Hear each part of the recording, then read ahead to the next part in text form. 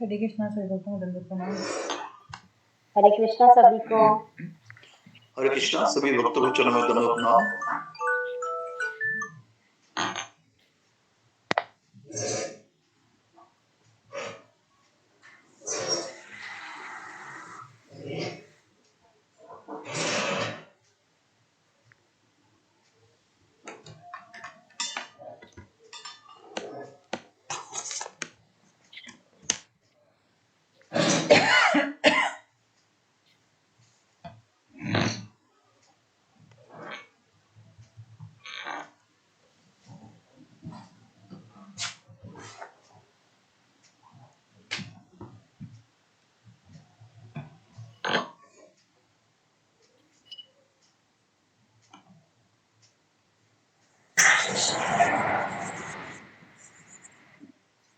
हरे कृष्णा सभी भक्तों को दंडवत प्रणाम।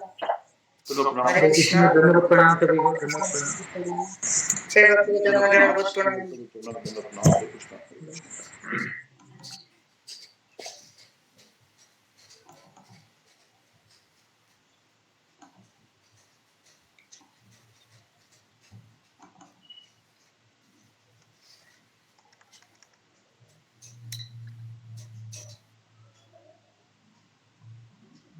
हरे कृष्णा प्रभु जी, आपके चरणों में दंडवत प्रणाम। सभी भक्तों को चरणों में दंडवत प्रणाम। हरे कृष्णा हरे कृष्णा।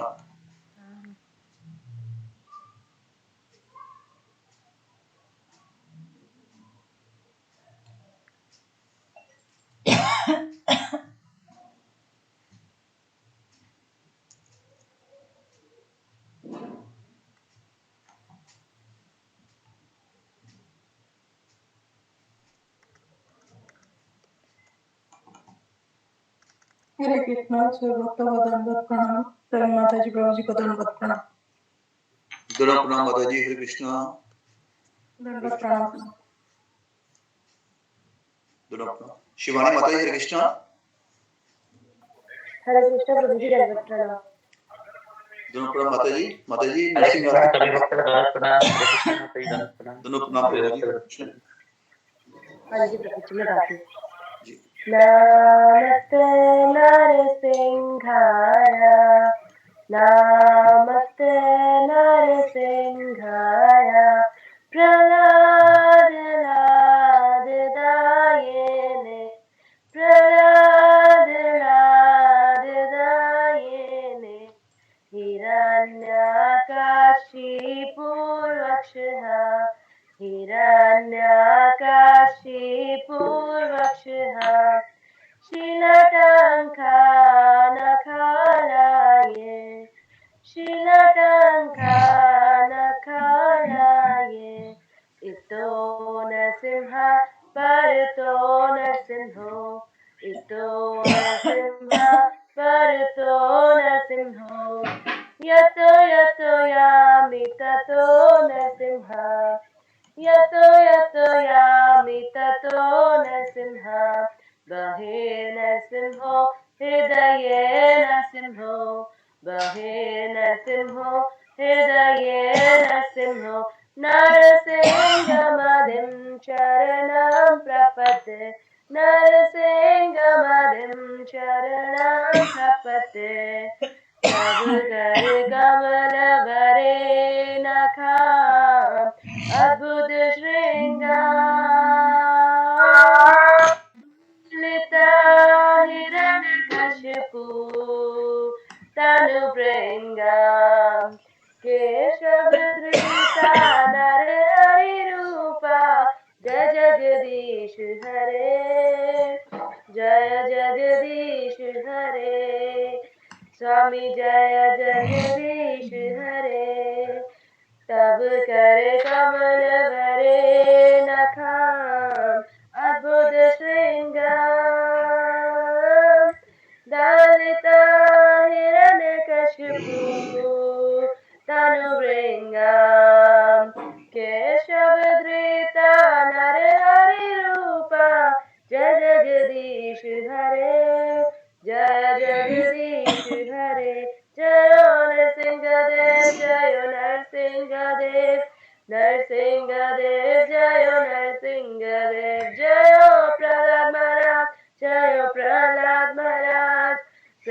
प्रहलाद महाराज जय प्रहलाद महाराज जय लक्ष्मी नरसिंह जय लक्ष्मी नरसिंह लक्ष्मी नरसिंह जय लक्ष्मी नरसिंह जय जय प्रभुपाद प्रभुपाद प्रभुपाद जय जय प्रभुपाद जय जय गुरुदेव गुरुदेव गुरुदेव जय जय गुरुदेव नित्य हरि बोल हरि बोल हरि बोल नित्य हरि बोल नित्य हरि बोल हरि बोल हरि बोल नित्य हरि बोल निताई गौर प्रेमानंदे हरि हरि बोल नरसिंहदेव भगवान की जय हरि बोल। बहुत सुंदर माता जी, बहुत सुंदर। जय हरे हरे कृष्णा श्री भक्त वंदना प्रणाम हरे कृष्णा दंडवत श्री प्रणाम। दंडवत प्रणाम हरे कृष्णा। सभी प्रभु के चरण दंडवत प्रणाम हरे कृष्णा सभी माता जी, सभी प्रभु जी, दंडवत प्रणाम। शिवानी माता जी बहुत ही अच्छा। हरे कृष्णा। माता जी, दक्षिण आप बोलिएगा। आज तो संडे है, हम मंदिर में गया था, अभी मंदिर से घर जा रहा था। हाँ जी प्रभु जी 10 नाम भगवान नाम के जपने वाले 10 नाम अपराध प्रथम उन भक्तों की निंदा करना जिन्होंने प्रचार के लिए अपना जीवन समर्पित कर दिया है प्रभु के पवित्र नाम के लिए। भगवान शिव या भगवान ब्रह्मा जैसे देवताओं के नामों को भगवान विष्णु के समान विष्णु के बराबर या स्वतंत्र मानना। आध्यात्मिक गुरु की आज्ञा का उल्लंघन करना। वैदिक शास्त्रों के अनुसरण में वैदिक ग्रंथों या की निंदा करना। हरे कृष्ण जप की महिमा को कल्पना समझना। भगवान के पवित्र नाम की कुछ व्याख्याएं देना। 7वां पवित्र नाम के बल पर पाप करना। 8वां हरे कृष्ण के जप को शुभ सकाम कर्मकांड के समान समझना। वेदों में फलदायी गतिविधियों कर्मकांड के रूप में प्रस्तुत किया गया है। किसी आस्थाहीन व्यक्ति को पवित्र नाम की महिमा के बारे में शिक्षा देना।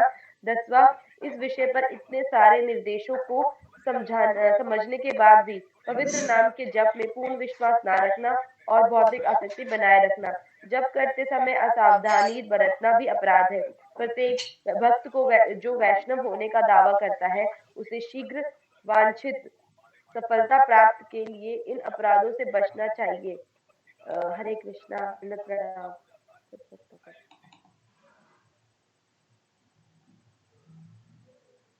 बहुत सुंदर माता जी, धन्यवाद। सुंदर माता जी। हरे कृष्णा सभी भक्तों को चरण में दंडवत प्रणाम।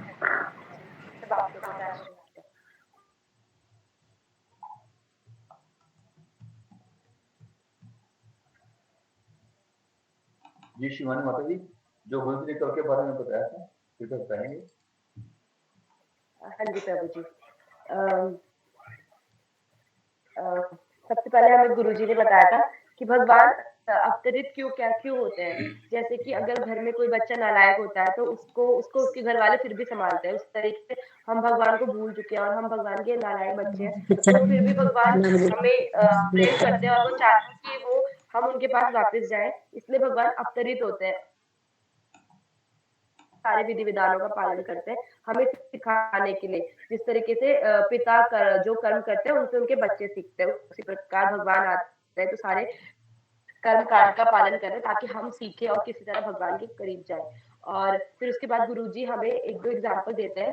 जैसे रघुनाथ गोस्वामी महाराज जी का एग्जाम्पल देते हैं, गोस्वामी जी का एग्जाम्पल देते हैं रघुनाथ गोस्वामी जी का, कि जैसे कि वो बहुत ज्यादा धनवान परिवार से थे, तो उन्होंने सब कुछ त्याग कर वो चैतन्य महाप्रभु के पास आए थे। तो जब वो चैतन्य महाप्रभु के पास आए तो उनके पास बहुत अच्छा सा शॉल था। तो चैतन्य महाप्रभु बोलते हैं कि तुमने सब कुछ त्याग दिया फिर भी तुम मेरे पास सामने खड़े हो इतना अच्छा शॉल लपेट के, तो इसका क्या फायदा है। तो उनको ये बात सही लगी चैतन्य महाप्रभु जी की। तो फिर रघुनाथ गोस्वामी जी थे, तो उन्होंने अपना शॉल किसी फटे शॉल के बदले में एक्सचेंज कर दिया। और फिर वो तब से जो जगन्नाथपुरी में रहते थे, तो जगन्नाथपुरी की जो गाय प्रसादम पाती थी, वो प्रसाद वो खाते थे जो गाय खाती थी। तो फिर ये देख के चैतन्य महाप्रभु को अच्छा लगा। और फिर चैतन्य महाप्रभु को जब पता चला तो वो रघुनाथ गोस्वामी जी के पास गए और उनसे बोलने लगे कि मुझे अपना प्रसाद दो। तो उन्होंने मना कर दिया। तो उन्होंने उसके चैतन्य महाप्रभु ने रघुनाथ गोस्वामी जी के हाथ से प्रसाद छीन के खा लिया और बोला, आज तक मैंने इतना टेस्टी प्रसाद कभी नहीं खाया। और दूसरा एग्जाम्पल हमें गुरुजी बताते हैं, वासुदेव कुष्ठ रोगी का उनके कुष्ठ रोग था उनको, उनके पूरे शरीर पे कीड़े थे और उनका शरीर गल रहा था, मतलब वो बहुत ज्यादा बीमारी से ग्रस्त थे। तो इसलिए इस वजह से उनके पास कोई आता भी नहीं था, पर वो बहुत अच्छे भक्त थे। तो जब महाप्रभु आ गए, महाप्रभु ने उनको गले से लगा लिया। तो जो कुछ रोगी थे उन्होंने वो नहीं चाहते थे कि प्रभु ने गले से लगाए, क्योंकि कष्ट इतना स्वस्थ नहीं था। तो प्रभु से बोलते कि आप मुझे गले से मत लगाइए। तो उसके बाद चैतन्य महाप्रभु को गले से लगाते, उसके बाद उनका शरीर बहुत ज्यादा सुंदर हो गया, गोल्डन कलर का हो गया और उनका जो कुष्ठ रोग था वो भी दूर हो गया। तो फिर उसके लिए जो वासुदेव गोस्वामी थे वो दुखी हुए कि अब तो लोग मेरे पास आएंगे और मेरी तारीफ करेंगे, तो ये तो मेरी भक्ति के लिए अच्छा नहीं है। पहले ही सब कुछ सही था कि जब लोग मेरे पास नहीं आते थे और मेरे शरीर पे कीड़े, तो वो ही अच्छा था। अब ये स्थिति उनको पसंद नहीं थी। तो और उसके बाद हम गीता पे जाते हैं, गीता पढ़ाते हैं गुरुजी हमें। 3.25 हम पढ़ते हैं गीता में। उसमें 3.25 में हम देखते हैं कि जो भक्त होता है और अभक्त होता है, जो कृष्ण भावनामृत होता है वो फल कैसे करता है, कर्म कैसे करता है। जो कि कृष्ण भावनामृत में होता है व्यक्ति, वो फल की इच्छा से कर्म नहीं करता, और जो कृष्ण भावनामृत में नहीं होता, फल की आसक्ति से कर्म करता है।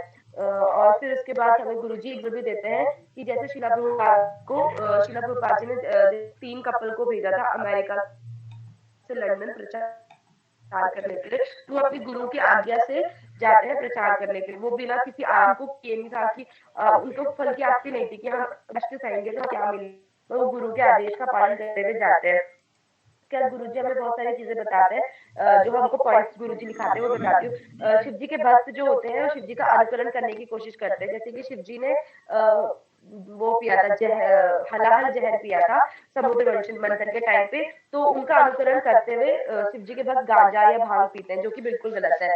और फिर दूसरा पॉइंट गुरुजी ने बताया था, भगवान कृष्ण के भी छंद भक्त होते हैं, जो कि भगवान कृष्ण के रास लीला का अनुकरण करना चाहते हैं और वो सहजिया भाव में होते हैं, वो रोते हैं, पर नियमों का उतना पालन नहीं कर पाते और उतना नियम से हरि नाम भी नहीं लेते हैं, तो वो भी हमें नहीं करना है। और तीसरा गुरुजी ने बताया था, शक्तिमान का अनुकरण ना करके केवल उसके उपदेशों का पालन करना चाहिए। हमें भगवान के अवतारों या फिर जितने भी हमारे जो महान आचार्य उनका हमें अनुकरण नहीं करना चाहिए, हमें उनके उपदेशों का पालन करना चाहिए।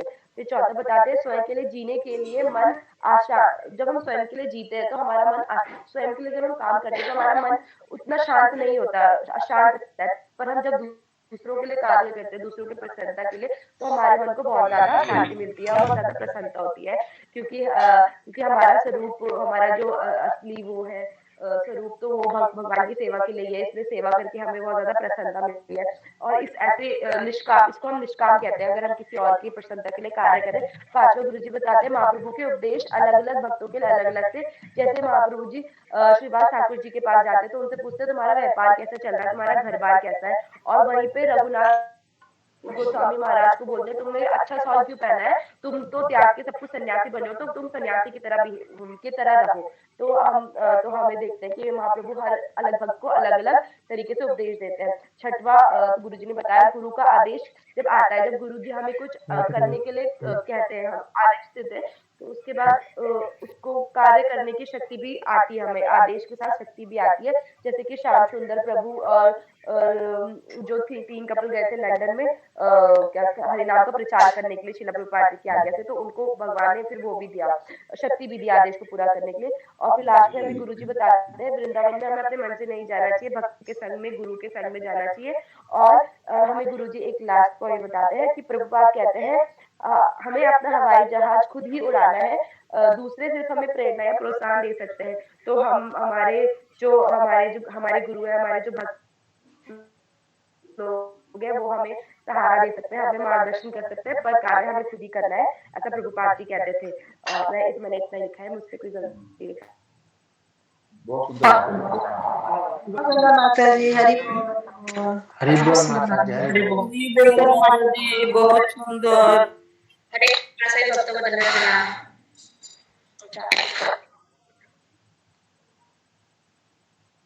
हरे कृष्णा सारे भक्त सारे वैष्णव के चरणों में दंडवत प्रणाम। सारे प्रभु सारे माता जी को दंडवत प्रणाम। हरे कृष्ण सभी भक्त के चरणों में दंडवत प्रणाम। दंडवत प्रणाम। कोई बताओ।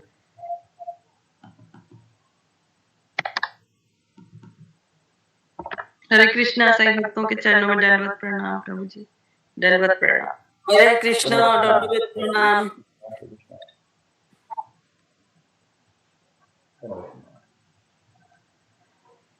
सभी पति वैष्णव को दंडवत प्रणाम प्रभु जी और माता जी दंडवत प्रणाम। दंडवत प्रणाम। सभी भक्तों के चरणों में दंडवत प्रणाम।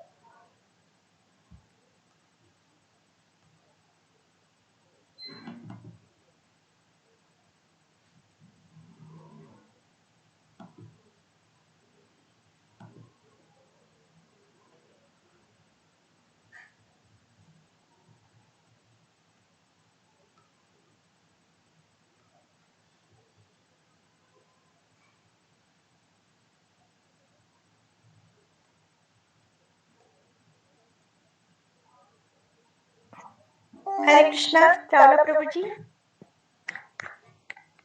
हरे कृष्णा जी जी। लिंक भेजा है क्या गुरुजी ने? भागवतम खरीदने वाला जो लिंक था अमेजोन वाला। भक्तों को खरीदने के लिए हाँ कोई लिंक अमेजोन का कोई लिंक डालने वाले थे ना वो।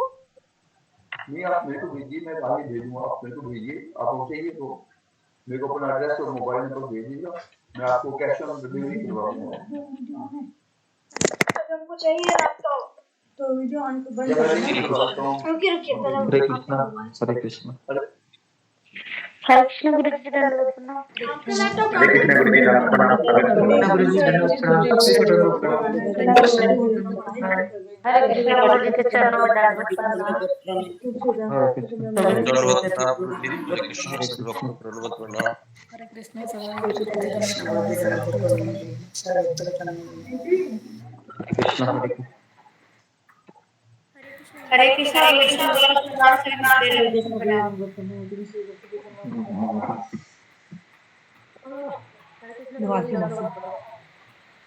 हरे कृष्णा गुरु जी दंडवत प्रणाम। सभी प्रभु जी माता जी को दंडवत प्रणाम।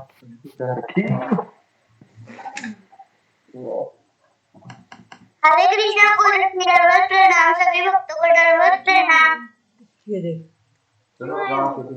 कृष्ण गुरु जी दंडवत प्रणाम सभी वैष्णव भक्तों को दंडवत प्रणाम। हरि बोल। हरे कृष्णा बड़े लोग करते हैं ना। हरे कृष्णा। ओके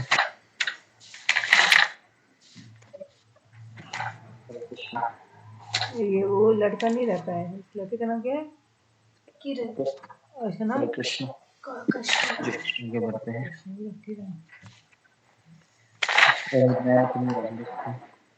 रंजना जी माइक को बंद कीजिए, आप हमेशा अपना माइक देखते रहिए।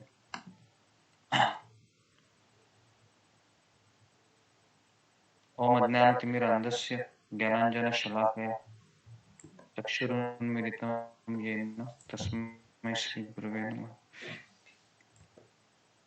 नमो विष्णुपदाय कृष्णप्रेष्ठाय भूतले श्रीभक्तिवेदान्त स्वामिनिधि नामिने नमस्ते सरस्वती देवे गौरवाणी प्रचारिणे आरती मौसी का जो बेटा है ना, निर्विशेष शून्यवादी वो पाश्चात्य वो भी कोई भक्त जय है। श्री कृष्ण चैतन्य प्रभु आरती नित्यानंद मौसी भक्त नहीं है, श्री अद्वैत लेकिन गदाधर उनका बेटा भक्त है। श्रीवासदि गौर भक्त हरे कृष्णा आरती मौसी भक्त कृष्ण बन कृष्ण रही है, हरे वो हरे पिछले जन्म को भक्त है। हरे राम राम भगवान राम गीता में राज भैया नहीं, वासु। हाँ हमको लगा राज भैया। नहीं, तो पिछले जन्म को हरे भक्त कृष्ण गुरु जी दंडवत है। प्रणाम। में ही ना हरे कृष्ण सभी भक्तों को दंडवत। सुन रहा है और बोलता तो है। हम एक सॉन्ग गाता हूँ, भजन मंत्र गाता हूँ, हरे कृष्ण महामंत्र। संडे के दिन हमें 2-3 भजन महामंत्र गाता हूँ, फिर हम भगवद गीता लेते हैं।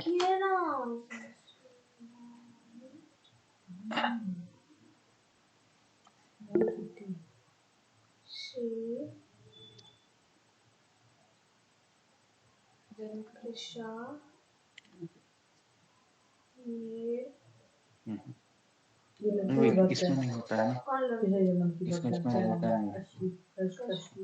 ये भाई नहीं है, ये है। मुझे भी तो ऐसे ठीक है। वो भी आंसू से भी चिल्लाती है। काम पूरा है, पता है क्यों? मंदिर देते हैं। किसे चाहिए इनसे दिखाया और लड्डू गोपाल अंकल इसके क्यों ना वैसे ऐसा करते समझ।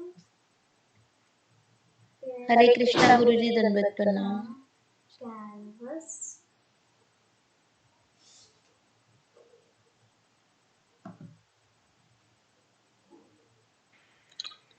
ओके। हरे कृष्ण।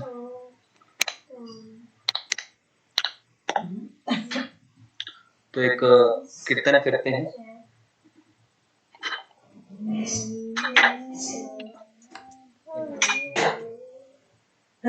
ले आओ ये दिखाने वाला। ले आओ बजाओ। हरे कृष्णा हरे कृष्णा कृष्णा कृष्णा हरे हरे हरे राम राम राम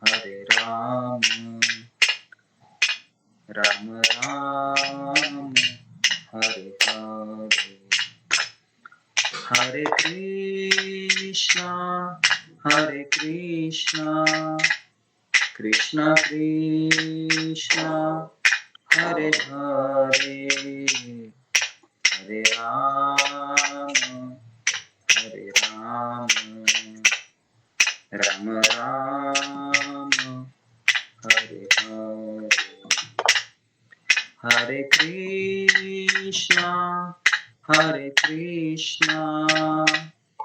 कृष्णा कृष्णा हरे हरे हरे राम राम राम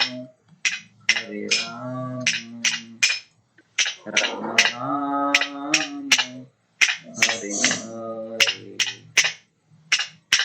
हरे कृष्णा कृष्णा कृष्णा हरे हरे राम राम राम हरे हरे हरे कृष्णा कृष्णा कृष्णा हरे हरे राम राम राम हरे हरे हरे कृष्णा कृष्णा कृष्णा हरे हरे तो कृष्ण भगवान का है। सपाठी माता जी की राम राम हरे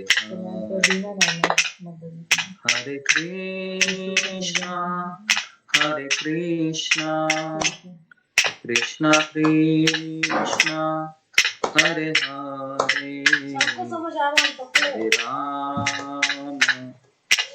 राम राम राम अर्थ नहीं हरे है। हरे हरे कृष्णा कृष्णा कृष्णा हरे हरे राम राम राम हरे हरे हरे कृष्णा कृष्णा कृष्णा हरे हरे राम राम राम हरे हरे हरे कृष्णा कृष्णा कृष्णा हरे हरे हरे राम मम्मा, आपके पास अनुष्का का नंबर है ना? राम राम हरे तो अनुष्का सरजापुर में रहती है। हरे कृष्णा कृष्णा कृष्णा हरे हरे हरे राम राम राम हरे हरे हरे कृष्णा कृष्णा कृष्णा हरे हरे हरे राम राम राम हरे हरे, हरे कृष्णा कृष्णा कृष्णा हरे हरे, हरे राम राम राम हरे हरे। जय राधा गोपीनाथ राधा गोपीनाथ राधे, जय गौरनिताय गौरनिताय गौरनिताय, जय गौरनिताय, जय जय प्रभुपाद प्रभुपाद प्रभुपाद, जय जय प्रभुपाद, जय जय गुरुदेव गुरुदेव गुरुदेव, जय जय गुरुदेव, निताय गौर हरि बोल हरि बोल हरि बोल, निताय गौर हरि बोल। शरणनाम संकीर्तन की जय, श्री प्रभुपाद की जय। तो अभी आगे बढ़ते हैं। तो कौन सा श्लोक हमारा शुरू था? 26 गुरुजी। 26। लक्ष्मी जी पैर दबाती हैं और इसलिए मेरा हाथ तीसरा अध्याय श्लोक नंबर 26।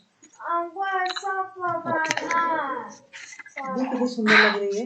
न बुद्धि भेदम जनयेत अज्ञानम, तो मेरा बाल ही नहीं है। न बुद्धि भेदम बाप ले नाम सुननिया। बाल में ऐसा क्या हो? न बुद्धि भेदम जनयेत ज्ञानम कर्म संगीनाम, दोषयेत सर्वकर्माणि विद्वान युक्त समाचरण। विद्वान व्यक्ति को चाहिए कि वह सकाम कर्मों में आसक्त अज्ञानी पुरुषों को कर्म करने से रोके नहीं, ताकि उनके मन विचलित ना हो, अपितु भक्ति भाव से कर्म करते हुए वह उन्हें सभी प्रकार के कार्यों में लगाए, जिससे कृष्ण भावनामृत का क्रमिक विकास हो। इसका तात्पर्य जरा पढ़िए अशोक चावला को। जी गुरुजी, तात्पर्य वैदस्य सर्व वेदों वेद्य, यह सिद्धांत संपूर्ण वैदिक अनुष्ठानों की पराकाष्ठा है। सारे अनुष्ठान, सारे यज्ञ तथा वेदों में भौतिक कार्यों के लिए जो भी निर्देश हैं, उन सबों समेत सारी वस्तुएं कृष्ण को जानने के निमित्त हैं, जो हमारे जीवन के चरम लक्ष्य हैं। लेकिन चूंकि बद्ध जीव विद्या सिद्धि के अतिरिक्त और कुछ नहीं जानते, अतः वे वेदों का अध्ययन इसी दृष्टि से करते हैं। काम करने तथा वैदिक अनुष्ठानों के द्वारा नियमित विद्या सिद्धि के माध्यम से मनुष्य धीरे धीरे कृष्ण भावना प्राप्त होता है। अतः स्वरूप सिद्ध जीव को चाहिए या समझने में बाधा न पहुंचाए, अपितु उन्हें यह प्रदर्शित करें कि इस प्रकार सारे कर्म फल को कृष्ण की सेवा में समर्पित किया जा सकता है। कृष्ण भावना भाविक विद्वान आपका बाल उस समय दिखता, अब देखिए क्या हुआ है। इंद्रिय सिद्धि के लिए कर्म करने वाले अज्ञानी पुरुष यह सीख लें कि किस तरह कार्य करना चाहिए और आचरण करना चाहिए। यदि अज्ञानी पुरुष को उसके कार्यों में प्रेरणा नहीं होता, परंतु यदि वह रंच भर भी कृष्ण भावना भाविक है, तो वह वैदिक विधियों की परवाह न करते हुए सीधे भगवान की सेवा में लग सकता है। ऐसे भाग्यशाली व्यक्ति को वैदिक अनुष्ठान करने की अवस्था नहीं रहती, क्योंकि प्रत्येक कृष्ण भावनामृत के द्वारा उसे वे सारे फल प्राप्त हो जाते हैं जो उसे पालन करने से प्राप्त होते हैं। धन्यवाद गुरुजी। हरे कृष्ण। ओके, हरे कृष्णा। तो अभी आप देखिए ये जो श्लोक है ना, इस श्लोक को बहुत सिंप्लीफाई करके आपको बताएंगे। सबसे पहले है ना, आज थोड़ा सा मैं आपको कैसे हम है ना हर एक चीज को हम देखने का प्रयास करेंगे, है ना। विद्वान व्यक्ति, शुरुआत यहाँ से हो रही है। विद्वान व्यक्ति किसे कहा जाना चाहिए, ये पहला सवाल यहाँ पर उपस्थित होता है। भगवान कहते हैं कि विद्वान व्यक्ति को चाहिए कि सकाम कर्मों में आसक्त अज्ञानी पुरुषों को कर्म करने से रोके नहीं। तो विद्वान व्यक्ति का अर्थ है यहाँ पर कि ऐसा व्यक्ति जो शास्त्रों को जानता है, जिसने प्रामाणिक गुरु का आश्रय लिया है। लिखिए इसको, विद्वान व्यक्ति का डेफिनेशन। विद्वान व्यक्ति मतलब कौन है, जो शास्त्रों का जानता है। दूसरा है वह गुरु का आश्रय लिए है, और तीसरा उसका क्वालिफिकेशन है भक्ति मार्ग में लगना चाहता है। ठीक है, विद्वान व्यक्ति। तो आप सभी कौन है यहाँ पर, विद्वान व्यक्ति है, क्योंकि आप सब लोग तीनों कार्य में लगे हैं। ओके, तो ये भगवान हमारे लिए बोल रहे हैं। भगवान कह रहे हैं कि विद्वान व्यक्ति कौन है जी। क्या लिखा है विद्वान व्यक्ति? हाँ, सुषमा गोराई, क्या लिखा है? जो शास्त्रों को जानते हैं और जो गुरु की आश्रय लिया है और भक्ति मार्ग से लगना चाहते हैं। हरे कृष्ण। ओके, विद्वान व्यक्ति। तो ये सब लिखेंगे तो आपको ये श्लोका पूरा समझ में आएगा। नहीं तो ये सवाल रहते हैं कि छोटे छोटे चीजें समझ में नहीं आती। ओके, तो विद्वान व्यक्ति को चाहिए कि क्या चाहिए उसको, जब प्रचार करने जाएगा वो बाहर रास्ते पर, है ना, तो उसको कई लोग मिलेंगे। तो सकाम कर्मों में आसक्त होकर उसको अज्ञानी पुरुष दिखाई दे अभी, तो भगवान कहते हैं उसको रोके नहीं, उसको कर्म करने दो कह रहे हैं, ताकि उसका मन विचलित ना हो। ठीक है, तो प्रभुपाद का क्या कहना है श्लोक के ऊपर, थोड़ा सा हम उसके ऊपर नजर डालते हैं डायरेक्ट अभी।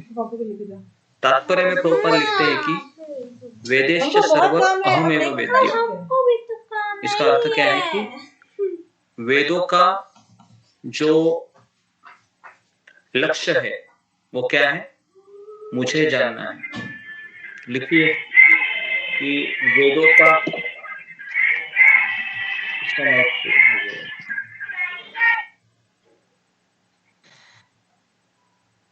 सब लोग अपने कैमरा को ऑन कीजिए,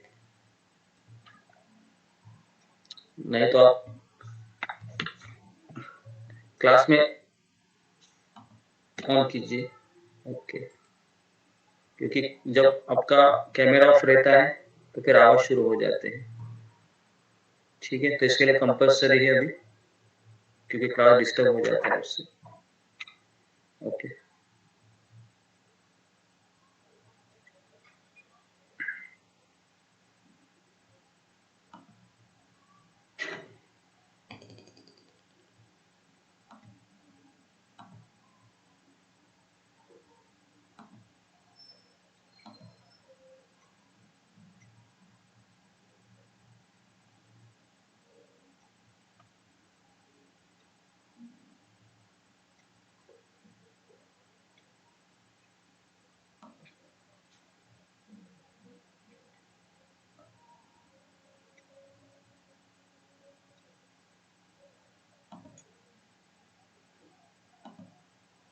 ओके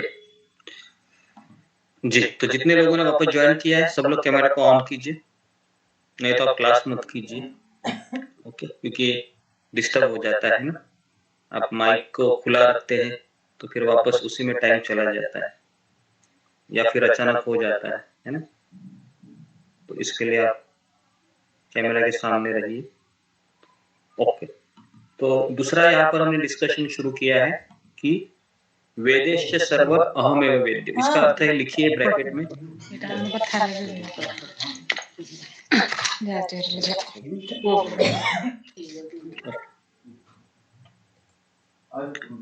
ठीक है। इसका अर्थ यह है कि लिखिए कि वेदों का उद्देश्य है भगवान को जानना। ओके, वेदों का उद्देश्य है भगवान को जानना। ये दूसरा चीज इस श्लोक के माध्यम से। तीसरा है कि अभी प्रभुपाद क्या लिखते हैं देखिए, सिद्धांत संपूर्ण वैदिक अनुष्ठानों की पराकाष्ठा है। पराकाष्ठा का अर्थ है कि यही निष्कर्ष है। सारे अनुष्ठान, सारे यज्ञ तथा वेदों में भौतिक कार्यों के लिए जो भी निर्देश है, इन सबों समेत सारी वस्तुएं कृष्ण को जानने के निमित्त है। सारे अनुष्ठान मतलब जो हम व्रत तप करते हैं, ओके। अनुष्ठान का अर्थ है जो भी वेदों में व्रत बताए हैं, तपस्या बताई है, ये सारे कृष्ण को जानने के निमित्त है। तो भगवान ने दुनिया बनाई ही ऐसी है कि हर एक व्यक्ति सवाल करे कि मैं यहाँ पर क्यों आया। तो यहाँ से शुरुआत होती है मनुष्य जीवन का उद्देश्य कि मैं यहाँ पर क्यों आया और मुझे मृत्यु के बाद कहाँ जाना है जी। तो ये दो सवाल हमें पूछने चाहिए। सब लोग लिखिए दो सवाल। ये दो सवाल है। पहला सवाल कि मैं यहाँ पर क्यों आया हूं, और दूसरा सवाल मैं यहाँ से कहाँ जाऊंगा।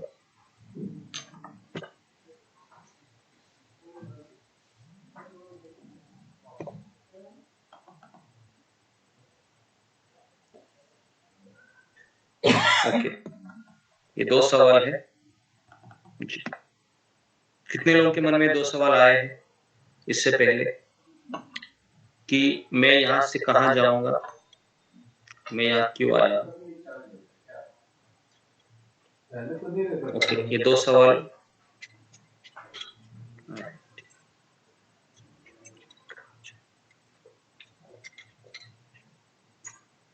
ठीक है, तीसरा पॉइंट लिखिए कि इस संसार में या वेदों में जो भी कार्य है भौतिक, इसका उद्देश्य क्या है कि सारी वस्तुएं कृष्ण को जानने के निमित्त है। ये तीसरा पॉइंट लिखिए कि वेदों में, शास्त्रों में सारे अनुष्ठान, सारे यज्ञ कार्य तथा इस संसार में हर एक वस्तु, अगर आप कोई भी वस्तु को देखोगे तो आपको कृष्ण की याद आएगी। कैसे आएगी बताइए, फिंगर को रेस कीजिए। कोई भी वस्तु अगर हम देखेंगे इस संसार की तो हमें भगवान की याद आ सकती है। कोई भी वस्तु कैसे आ सकती है पैसे का मामले में बताइए जी। सुजाता पियो पियो दे दो बेटा, ये है चार्जर। प्रणाम। अपने बोले तो फिर अपने स्कन करने हैं, इसलिए हर वस्तु में सजीव और निर्जीव सारी वस्तु भगवान परमात्मा के रूप में, हम बोले पहले जो आता था इस तरह से सारी चीज भगवान से ही आए हैं। मुझे देना तो दे दीजिए। एकदम प्रैक्टिकल आंसर हम ढूंढेंगे। तब बोलता है कि यार नेक्स्ट जो आपको इच्छा है प्रेम से देना, तो समझिए इसको बोली से समझ में आ जाता मारवाड़ी। जी, ममता पाल। मतलब बिजनेस माइंडेड ही है कि कैसे क्लाइंट आ रहे जैसे आप बताते हैं कि भगवान को हम हर चीज में कैसे देख सकते हैं, हर वस्तु में। जैसे कि हम अग्नि चालू करते हैं तो अग्नि का जो है वो भगवान ही है अग्नि। और जो बारिश आता है तो वो भी भगवान का ही ये है। और जो हम पानी पीते हैं वो पानी का जो स्वाद है उसमें हर वस्तु में मतलब भगवान को देख सकते हैं। चेयर तक लेके, एक पंखे से लेके हम भगवान को याद कर सकते हैं, क्योंकि उन्हीं का सब कुछ है। मतलब जो चेयर पंखा जो भी कोई बनाते हैं तो उसका जो बुद्धि है, वो मनुष्य की जो बुद्धि है, वो भी बुद्धि भी भगवान से ही आते हैं। मतलब तो मतलब सारे वस्तु भगवान का ही माना जाता है। ओके, ये एक सवाल हो सकता है। दूसरा है कि अगर हम चेयर है, मोबाइल है, तो इन सारे वस्तुओं को बनाने के लिए दो चीजें चाहिए। पहला है बुद्धि और दूसरा है वो वस्तु। तो बुद्धि तो हम भगवान से प्राप्त होती है और वस्तु है वह हम स्वयं तो लेके नहीं आए हैं। माँ के गर्भ से हम कोई वस्तु लेके नहीं आए, इस संसार की वस्तुओं को हम इस्तेमाल करते हैं। ना हमारे पिताजी माँ के गर्भ से उन वस्तुओं को लेकर आए, ना उनके पिताजी लेकर आए, ना उनके पिताजी लेकर आए। इस संसार में जीवात्मा है, माँ के गर्भ से कोई वस्तु लेकर नहीं आता है। तो इसलिए सोचने के बाद पता चलता है कि जिन वस्तुओं को मैं उपयोग कर रहा हूं, इसका स्रोत क्या है, ये सारी वस्तुएं कहाँ से मैन्युफैक्चर हुई है। तो हम जब रिसर्च शुरू करते हैं तो फैक्ट्रियों से वह चीज उत्पन्न हुई दिखाई पड़ती है। फिर सवाल आता है कि उस फैक्ट्री को बनाया किसने। तो XYZ नाम आता है ना, जैसे धीरूभाई अंबानी है। तो अभी धीरूभाई अंबानी की बुद्धि है कहाँ से आई। तो जब बुद्धि का सवाल होता है तो सवाल हमेशा यही कहते हैं कि वो उसने बुद्धि का उपयोग करके किया। लेकिन बुद्धि का स्रोत भी कृष्ण कहते हैं 7वें अध्याय में कि शक्ति और बुद्धि का स्रोत मैं ही हूं। तो इस तरीके से जितना हम सोचेंगे ना उन चीजों के बारे में, तो सारी वस्तुएं किसको जानने के निमित्त है, तो कृष्ण को जानने के निमित्त है। सारी जितने भी चद्दर ले लो, सोफा ले लो, हर वस्तु को आप देखेंगे तो हर वस्तु का मैन्युफैक्चरर अगर मनुष्य भी है, लेकिन उसके पीछे बुद्धि है। बुद्धि के बिना कोई कार्य नहीं हो सकता।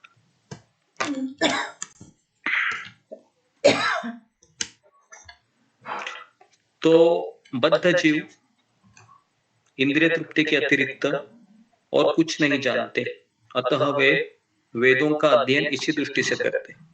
किंतु सकाम कर्म तथा वैदिक अनुष्ठानों के द्वारा नियमित इंद्रिय तृप्ति के माध्यम से मनुष्य धीरे धीरे कृष्ण भावनामृत को प्राप्त होता है। तो इसलिए सकाम कर्म योग है, ये एक ऐसा योग है जो व्यक्ति को धीरे धीरे क्यों ना हो कृष्ण भावना को प्राप्त कराता है। लेकिन एक भक्त जब किसी अज्ञानी पुरुष के पास जाता है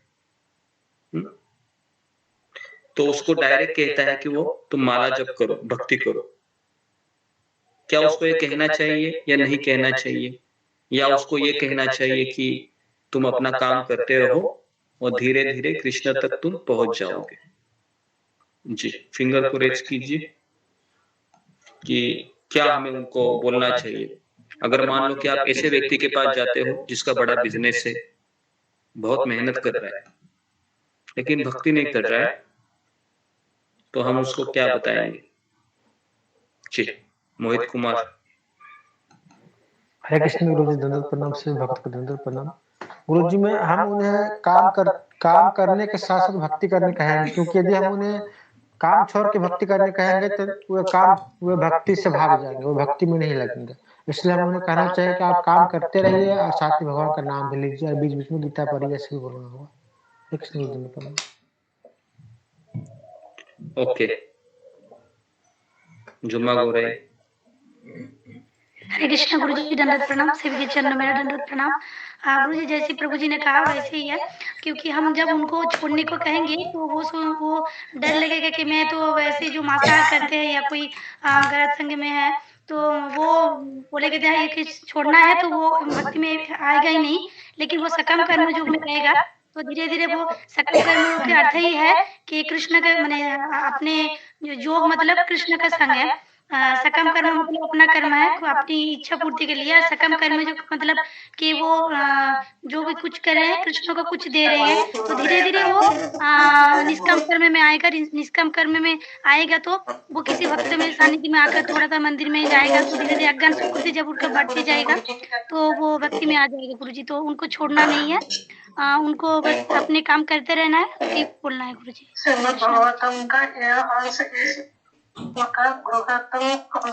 ओके, तो यहाँ पर प्रभुपाद क्या बताना चाह रहे हैं, थोड़ा सा और आगे जाकर हम देखते हैं।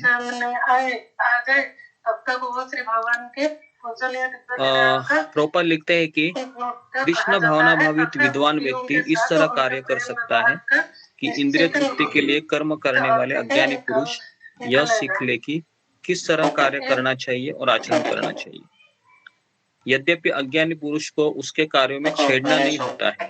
प्रभुपाद कहते हैं कि अज्ञानी पुरुष मतलब ऐसा व्यक्ति जो अपने परिवार के लिए कार्य कर रहा है, क्योंकि बेसिकली ऐसा देखा गया है कि जितने भी परिवार में हम विजिट करते हैं या कहीं पर भी हम अड़ोस पड़ोस में भी जाते हैं, घर में भी देखते हैं, तो एक मनुष्य का एक साइकोलॉजी होता है कि पारिवारिक जीवन को वह फिर उसकी क्वालिटी को बढ़ाने के लिए अपना जीवन देता है, खास करके क्वालिटी बढ़ाता है वो, ताकि पैसे की कमी ना हो और बच्चों का एजुकेशन अच्छे से हो, उनका विवाह अच्छे से हो, तो इसके ऊपर उसका ज्यादा फोकस हो जाता है फिर, है ना? तो अभी वो अज्ञान में कार्य कर रहा है ना? और उनको छेड़ना नहीं चाहिए, परंतु यदि वह रंच भर का अर्थ क्या है? रंच भर का अर्थ है कि एकदम थोड़ा सा 1% 2% भी अगर वह कृष्ण भावना भावित है, तो वह वैदिक विधियों की परवाह न करते हुए सीधे भगवान की सेवा में लग सकता है। तो उसको क्या करना चाहिए? बेसिकली अज्ञानी पुरुष को दिखाई दिया तो उसको थोड़ा सा कैसे न कैसे माध्यम से हमको कृष्ण भावना में लगाना चाहिए। तो कितने ऐसे स्रोत हो सकते हैं लगाने के जीवात्मा को? तो नंबर 1 है कि लिखिए कितने स्रोत हो सकते हैं किसी अज्ञानी पुरुष को भगवान के कार्य में लगाना। पहला है, उसको मंदिर में इनवाइट कीजिए, उसको मंदिर में बुलाइए, इस्कॉन मंदिर में।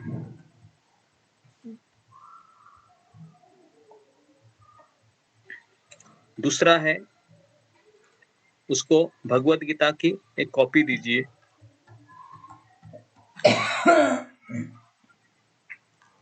तीसरा है, उसको मंदिर में अगर आप लेके जाएंगे ना, तो थोड़ा सा जेब भी हल्का करना पड़ेगा आपको।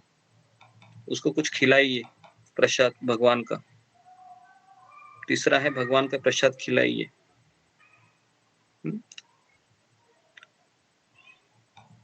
चौथा है, आप उनके लिए माला खरीदीजिए। उनको मत बोलो माला खरीदो, क्योंकि उसको उसमें लेना देना है क्या? वो देगा 50 रुपए 100 रुपए, वो नहीं देगा। बोलते मैं क्या करूँ इसका, तो आपको देना है।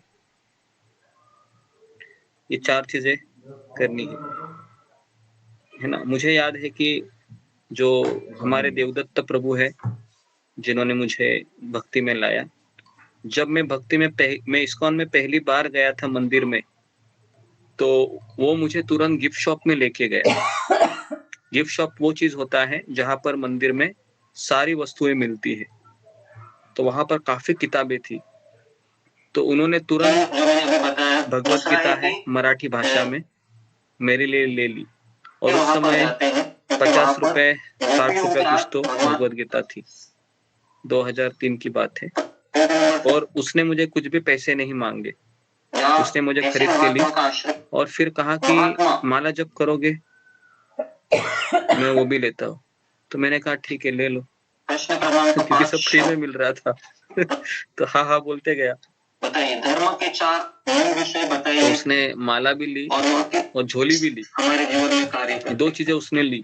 और फिर वो मुझे लेके मंदिर के पुजारी के पास गया और कहा कि ये पहली बार आया इस्कॉन मंदिर। तो पुजारी को भी अच्छा लगा कि किसी को लेकर आया है। तो फिर वो राधा गोपीनाथ मंदिर में जो फूल होते हैं भगवान के चरणों में, उस फूल को उसने भगवत गीता और माला को गोपीनाथ के चरणों को छूकर वापस दे दिया। ये सब मेरे सामने हुआ, वो मुझे लेकर गया।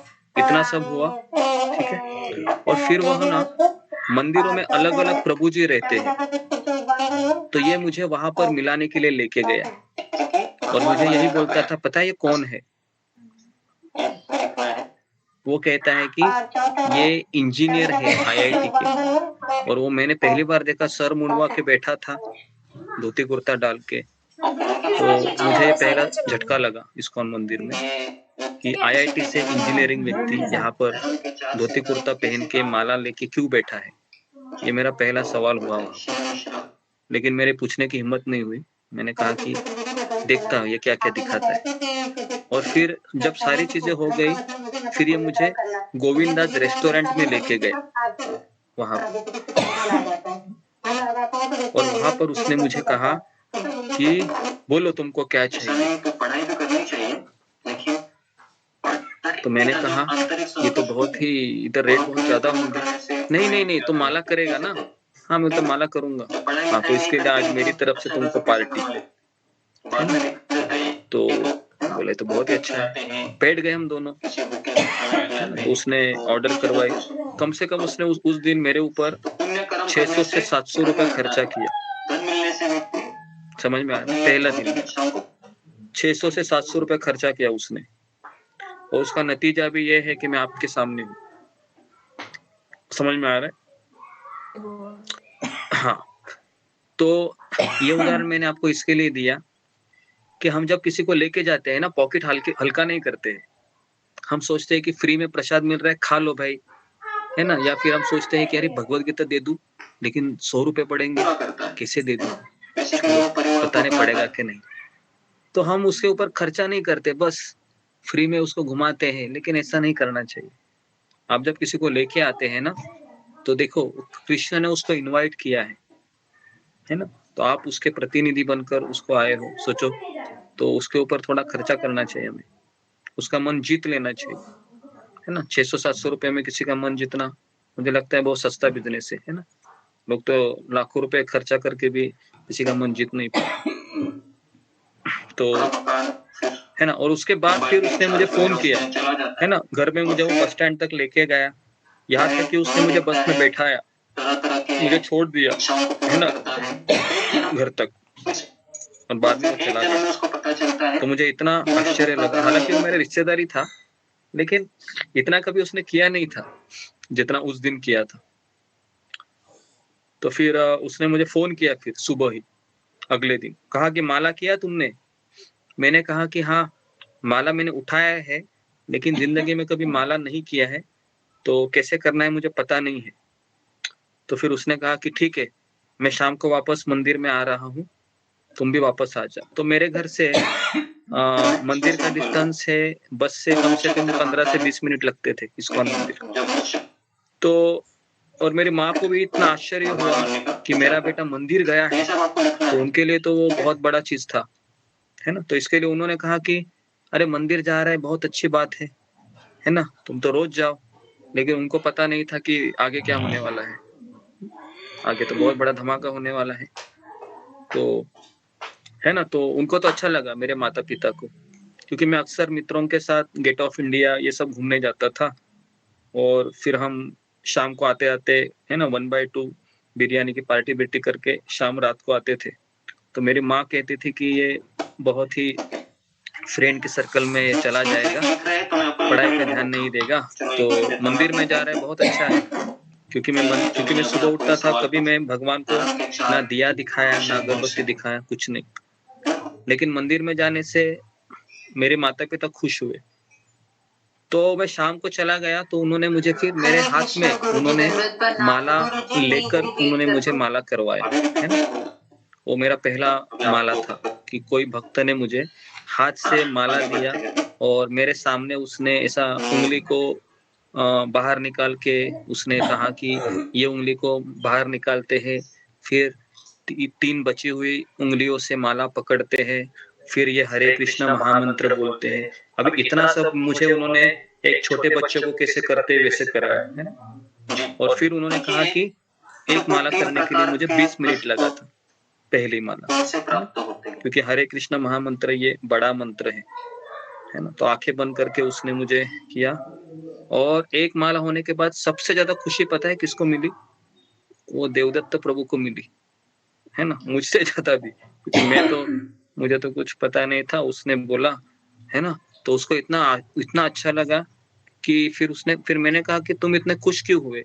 तो उसने कहा कि आज मुझे भगवान कृष्ण आशीर्वाद देंगे। मैं बोला क्यों? क्योंकि तुमने माला किया, है ना? तो मैं बोला ये अच्छा है फिर। तो इस तरह से उसने मुझे 6 महीना गाइड किया, 6 महीना रोज मुझे फोन करता था, माला किया। तो मैं 6 महीने में 8 माला तक आया था, 6 महीने में, तुरंत 16 माला नहीं। फिर मैंने 6 महीने के बाद फिर मैंने 16 माला शुरू की, पहले 4, 8, 12 इस तरीके से। ओके, जी। तो मैं इसलिए आपको ये अनुभव बताया कि किस तरह से हमें किसी को इनवाइट करना चाहिए, है ना? पैसा खर्चा करना होता है, बिना पैसा खर्चा करके वो व्यक्ति नहीं आएगा। आप उसका दिल जीत लो पहले, है ना? ठीक है जी। तो भगवान की सेवा में तुरंत लग जाता है वो। जी, आगे सुनना है क्या हुआ? सुनाओ आगे। जी गुरुजी सुनाइए। जी गुरुजी सुनाइए।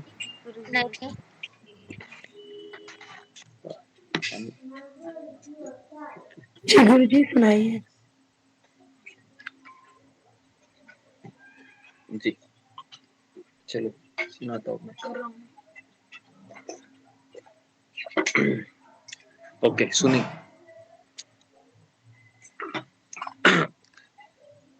फिर 6 महीने हो गए ऐसे ही, और फिर 6 महीने होते होते फिर माता पिता को बहुत टेंशन आने लगा। उनकी ऐसी इच्छा थी कि क्योंकि 1 महीने में ही 1 महीने का नतीजा ये हुआ कि मैंने मेरे माता पिता को कहा कि अभी हम नॉनवेज नहीं खाएंगे, ना हम प्याज लहसुन खाएंगे।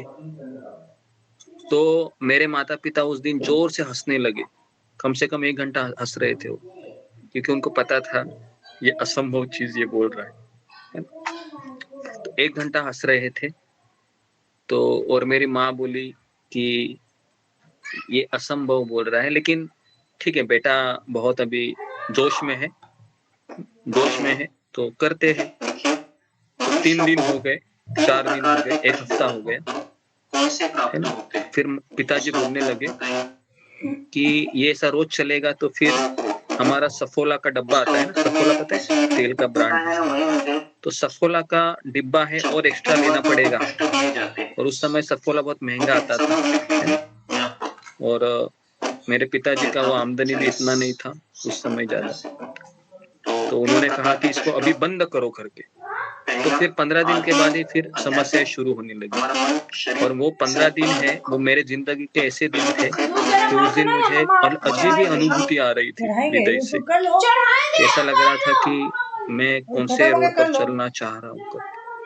और भगवत गीता भी मैं रोज पढ़ रहा था, समझ में तो कुछ नहीं आ रहा था, लेकिन अंदर से कुछ शक्ति थी जो कह रही थी कि किताब पकड़ो, है ना, किताब पकड़ो, पढ़ो, मंदिर जाओ।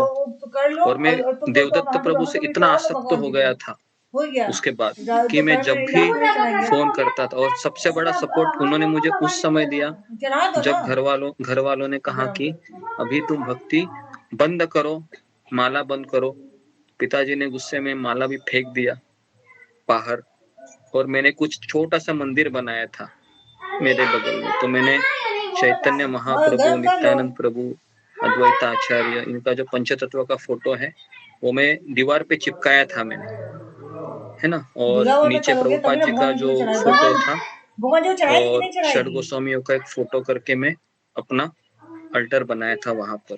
और मैं रोज सुबह उठकर वहां पर अगरबत्ती दिखाता था और फिर वहां पर ही माला करने लगा। लेकिन जब ये हुआ कि मैं उनकी बात ही नहीं मानने लगा कि मैं मंदिर ही जाऊंगा, मैं यही करूंगा, मैं माला करूंगा, आप मुझे ऐसा मत कहिए करके, है ना। तो फिर उसमें मेरी भी गलती थी, मैं ऐसा नहीं बोलूंगा कि मैं बहुत ही उसको एकदम इस तरीके से लिया कि नहीं बस मुझे यही करना है ना, इस तरीके से। तो इसका नतीजा ये हुआ कि जो अन्य जीवों के द्वारा हमें प्राप्त होता है,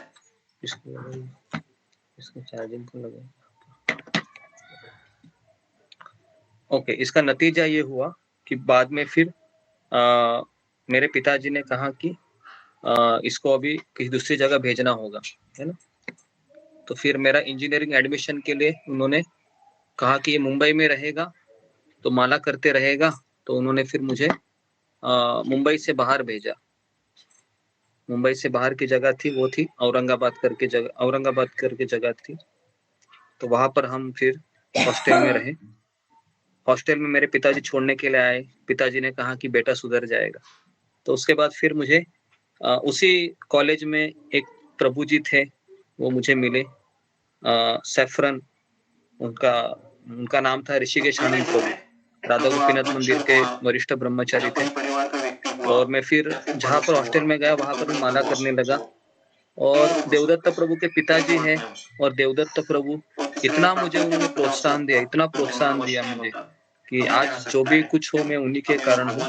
क्योंकि जब इनिशियली जब कुछ चीजें होती है तो हमें एक आधार चाहिए होता है, और उस समय उनके पिताजी ने और उन्होंने मुझे अपने घर में भी रखा था, है ना, क्योंकि मैं घर छोड़कर मैं 10-15 दिन में, क्योंकि घर में बहुत हालात खराब होते थे खाने को लेके, और मैं फिर गद्दी पे भी नहीं सोने लगा, चटाई पे सोने लगा। तो फिर उनको लगा कि अभी इसको मतलब डॉक्टर के पास लेके जाना पड़ेगा, जो पागल के डॉक्टर होते हैं ना।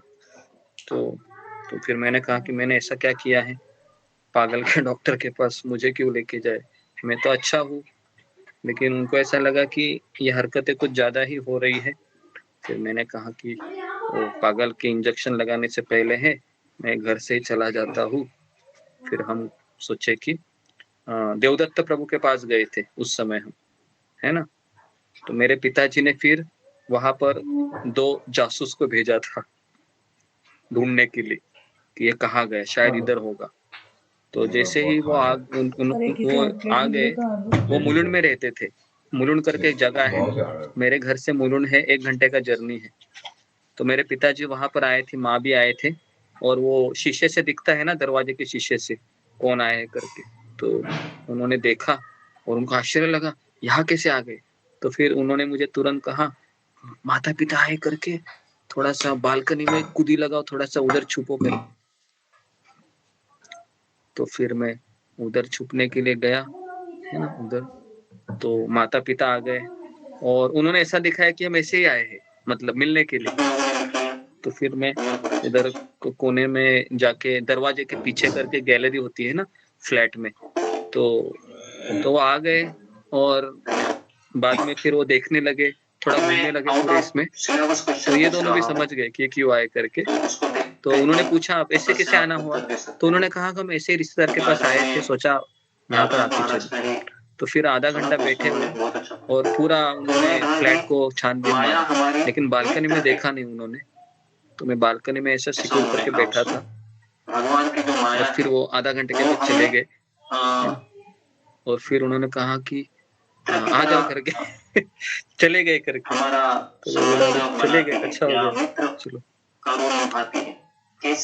तो इस तरीके से ये पहला चीज था कि जब मंदिर में जाते हैं तो फिर, है ना, लेकिन कोई ना कोई सपोर्ट सिस्टम चाहिए होता है। तो मुझे ये फील हुआ था सपोर्ट सिस्टम के बिना हम कंटिन्यू नहीं कर सकते, क्योंकि हम ऐसी चीज कर रहे हैं जो हमें कोई करने नहीं देगा।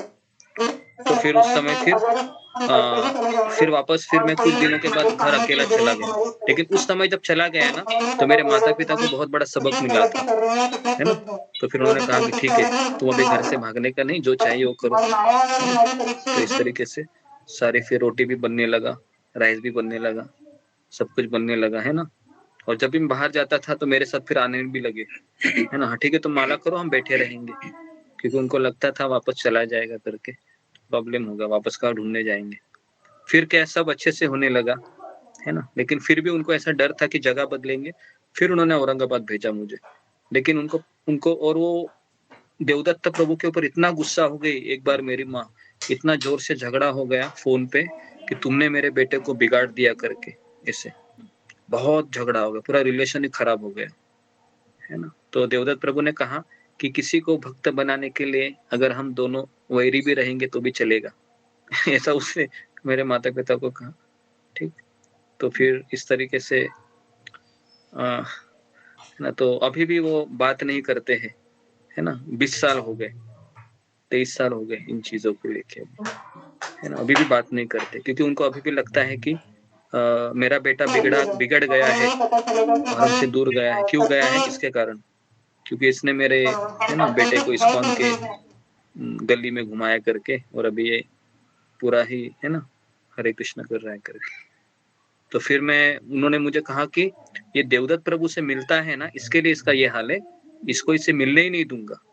तो फिर उन्होंने जानबूझकर मेरा एडमिशन इंजीनियरिंग का 200 से 300 किलोमीटर दूर एक इंजीनियरिंग कॉलेज में करवाया, और वो भी इसलिए करवाया क्योंकि उनको लग रहा था कि इस्कॉन वहां पर नहीं है ना, क्योंकि मेरे पिताजी माता एवढे इतना ये नहीं है, क्या बोलते हो, सोशल नहीं है, तो उनको लगता है कि इस्कॉन मुंबई में ही रहेगा।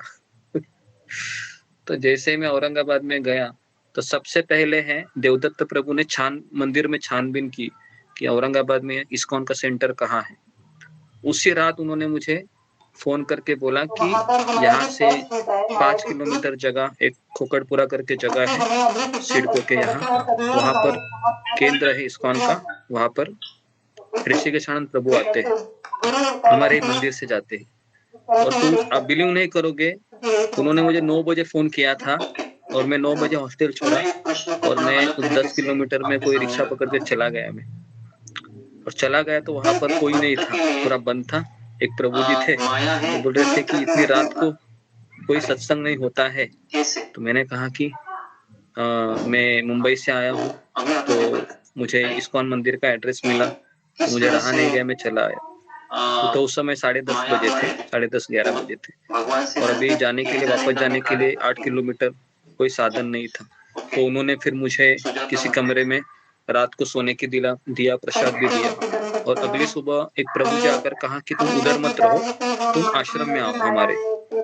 तो मुझे ऐसा लगा कि इतना अच्छा अवसर मैं मेरे हाथ से कैसे ठुकरा दूं कि मुझे मंदिरों के भक्तों के साथ रहने को मिलेगा। तो फिर मेरे पिताजी का फोन आता था मुझे, कहाँ पर हूँ, मैं कह रहा था हॉस्टल में हूँ, लेकिन उसी अगले दिन मैंने बैग पैक किया और मैं कहाँ गया, उधर रहने गया। वो मेरे जीवन का सबसे खूबसूरत दिन था, उसको मैं कभी नहीं भूल सकता।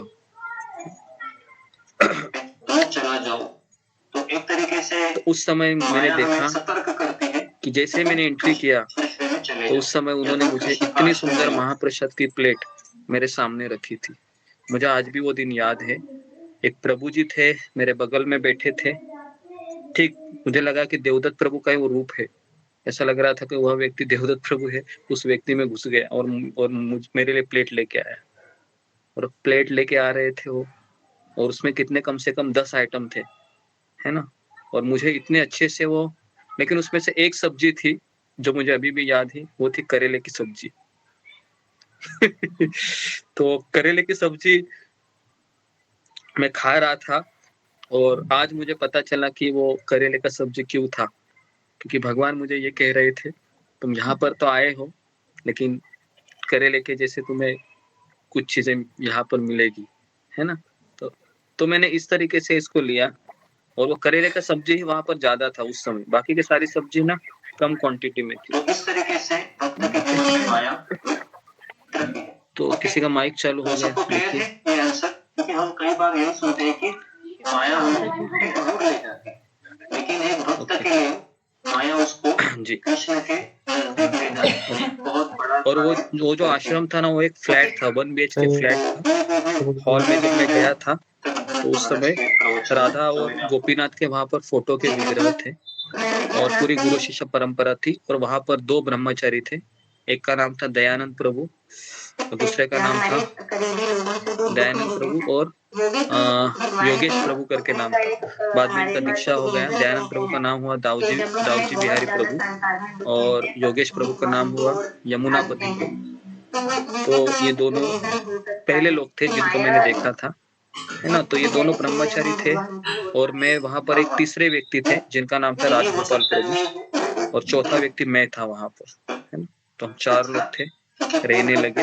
1 BHK फ्लैट था, एक किचन था, एक रूम था, है ना, एक बालकनी थी। बालकनी में कम से कम 10 तुलसी के पौधे थे, है ना। और फिर मैं उस दिन सोया में, तो मुझे जो मंदिर के जो मेन व्यक्ति थे उन्होंने कहा कि ये बच्चा नया है, अभी इस्कॉन में आया है, तो इसके लिए थोड़ा सा नियम है, थोड़ा सा ये करो करके, क्योंकि ये जल्दी उठेगा नहीं। तो मुझे याद है कि मैं 1 हफ्ता है, मैं कभी जल्दी उठा ही नहीं वहां पर, है ना। मंगल आरती हो जाती थी वहां पर 5 बजे, लेकिन मैं 6 बजे उठता था, लेकिन 5 बजे मंगल आरती का आवाज सुनाई देता था मुझे, तो मुझे अपने ही अंदर ऐसा गिल्ट लगता था कि ये मैं क्या कर रहा हूँ यहाँ पर, सब लोग उठ रहे हो, मैं सो रहा हूँ। तो फिर मैं अगले 1 हफ्ते के बाद अकेले फिर मैं उठना शुरू किया, और उस समय सारे भक्त हैं, उनको बहुत अच्छा लगा कि अभी अकेला उठने लगा है। और उसके बाद फिर मंदिर के अध्यक्ष ने नियम बहुत स्ट्रांग किए, कहा कि यहाँ पर जितने भी लोग रह रहे हैं उनको सुबह 5 बजे आना ही मंगल आरती में। तो हम भले ही 4 लोग थे, लेकिन वहाँ पर एक बेस के काफी 10 स्टूडेंट रहते थे, तो 10 स्टूडेंट वहाँ पर प्रसाद के लिए आते थे। तो बाद में जब नियम स्ट्रिक्ट किया तो मुझे मंदिर के अध्यक्ष ने कहा कि तुम भी उनके साथ रहने के लिए जाओ। तो मैंने कहा मैं नहीं जाऊंगा, मैं 5 बजे उठूंगा, क्योंकि वो एक हफ्ता मुझे इतना अच्छे अनुभव हुए थे कि सोच रहा था कि इधर ही रहूंगा। तो वहाँ पर मैं 3 साल रहा फिर, है ना। मैं कभी गर्मियों की छुट्टी में कभी गया नहीं, मैं घर भी नहीं गया। बस हर एक दिन मुझे याद है कि मैं सुबह 4:30-4 बजे उठता था, है ना। मुझे पोछा मारना और झाड़ू मारना ये सेवा दी गई थी। तो मुझे याद है कि जब मैं नहाता था तो मैं आधा नींद में ही रहता था मैं। तो कई बार ऐसे होता था कि हाथ में झाड़ू नीचे गिर जाता था, है ना। तो ऐसे दिन चले गए, है ना। तो और मंदिर के अध्यक्ष भी मुझे ना, जब मैं झाड़ू अच्छे से नहीं मारता था तो मुझे ऐसे जपाक के समय बुलाते थे, इधर आ जा। तो मतलब क्या हो गया, ये देखो तुमने क्या झाड़ू मारा है, सब इधर ही है देखो। तो इस तरह से वो मुझे बोलते थे और मुझे भी सब ये अजीब लग रहा था कि क्या करे करके। फिर मैंने सोचा कि ठीक है, तो कल अच्छे से झाड़ू मारेंगे। लेकिन 5 दिन उन्होंने मुझे बुला कर ऐसे कोने कोने में छोटा छोटा चीज मुझे दिखाते थे वो, कि क्या तुमने झाड़ू मारा है देखो, क्या झाड़ू मारा है देखो, इस तरीके से। लेकिन फिर जैसे ही 10-15 दिन हो गए, 20 दिन हो गए, फिर उन्होंने मुझे दूसरा सेवा दिया कि तुमको अभी मंगल आरती करना है ना। उसी दौरान में कॉलेज के बारे में तो आपको बताया नहीं, वहां से मेरा कॉलेज था कम से कम 10 किलोमीटर दूर था, आश्रम से इंजीनियरिंग कॉलेज। आप बिलीव नहीं करोगे कि मेरे पास एक साइकिल थी, मैं रोज 10 किलोमीटर जाता था और वापस 10 किलोमीटर आता था, अप डाउन करता था। जाने के लिए 20 मिनट लगते थे, आने के लिए 25-30 मिनट लगते थे 10 किलोमीटर। तो जोर जोर से जाता था और आता था। और जब भी मैं जाता था तो भगवान को कहता था कि कोई क्लास ही ना हो और मैं वापस जल्दी आ जाऊं, क्योंकि जैसे मैं आश्रम से निकलता लगता था कि मैं दूसरी दुनिया में प्रवेश किया है। रोड पर सब अजीब लगने लगता था, है ना। और जैसे ही कोई लेक्चर मिस हो गया तो मैं स्वयं अपना मन बना लेता था और फिर मैं मेरा ये है दफ्तर है पैक करके मैं साइकिल से वापस आता था। जैसे साइकिल से वापस आता था, मेरे लिए वो महाप्रसाद की जो प्लेट है वो रेडी रहती थी और मैं उसको खाता था और सोचता था कितना अच्छा जीवन है यहाँ पर। 1 महीने के बाद ही मुझे पता चला कि ये जीवन मेरे लिए बहुत अच्छा है। फिर मुझे कहा कि कैसे तो 3 साल कंप्लीट करते हैं और फिर इधर ही परमानेंट रहते हैं, ऐसा मेरा मन बना लिया था। क्योंकि वो जगह मुझे इतनी अच्छी लगने लगी कि भले वो 1 BHK फ्लैट था, लेकिन वहां पर जितने भी भक्त रह रहे थे सारे भक्त भगवान की सेवा में समर्पित थे। हम रोज सुबह 4:30 बजे उठते थे, मंगल आरती करते थे, 5-6 लोग ही थे। तो मुझे उन्होंने फिर सेवा दी कि तुमको फूल तोड़ने के लिए नीचे जाना है। फिर तो हमारे बिल्डिंग के ही नीचे एक वो सफेद फूल आते हैं ना, मुझे अभी भी याद है। मैं कटोरी लेके जाता था, वो 4:30 बजे पूरा अंधेरा रहता था, है ना। कभी कभी डर लगता था नीचे जाने के लिए, लेकिन हमें बताया गया था कि भगवान आपकी रक्षा करेंगे।